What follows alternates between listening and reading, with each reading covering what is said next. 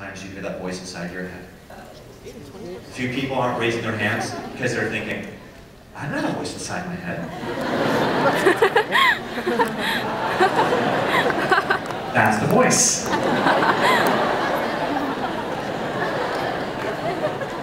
What I want you to know is, 19 times out of 20, your mental heckler is absolutely wrong. It's lying to you. It's telling you an untruth. What it's saying just is not reality. And why should it be reality? It's not like it's more educated than you. It's not like it's more informed than you. All it has is credibility. You choose to believe it. You choose to listen, and as soon as you do, bam, you're sandbagged. So people ask me, well, Scott, if I can't trust the mental heckler, how do I shut it up? And my answer is, I have no idea. Because I have a mental heckler who talks to me all the time. It's even talking to me right now. It sees a side conversation taking place between those two people on the floor. It tells me they're not interested.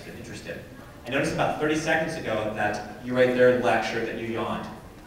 I'm noticing every single thing in this room because I see all of you, I'm aware of it. My mental heckler is looking for excuses to tell me how bad I'm doing, and I'm not kidding. As I stand before all of you right now, I'm hearing negative messages in my head telling me that I'm doing a bad job here. I learned that I can't rely on those thoughts. One time I had this girl in the back room, she puts her head down and goes to sleep. Scott, you suck, work on your resume. This is what I'm thinking, okay? I felt terrible at this. I thought I was just bombing. When I was done, she comes out, Mr. Greenberg, I loved your workshop. I'm sorry that I had to put my head down. I just have this horrible headache. Do you have any Tylenol? Here it was, I jumped to the worst conclusion. I assumed that it was all about me. It had nothing to do with me. She just had a headache. I was speaking at a school in Iowa, and there's this guy in the audience who looked like this the whole time, his teacher.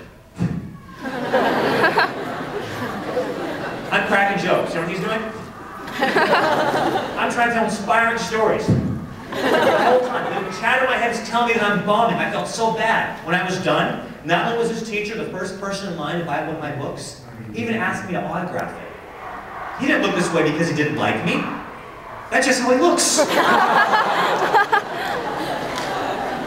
But for some reason, we tend to draw the worst conclusions. I don't know how to shut up the mental heckler, but here's what I've learned.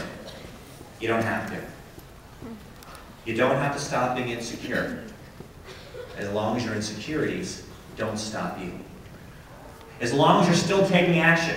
As long as you're still going for it. It doesn't matter how you feel. What matters is what you do. And as long as you're still taking those risks and taking good, smart action moving forward, you're going to get results. And eventually you're going to prove that mental heckler wrong so many times it starts to lose its power. But to some extent, we have to coexist. If I knew how to make you secure, I would tell you, but I don't. So forget trying to be secure.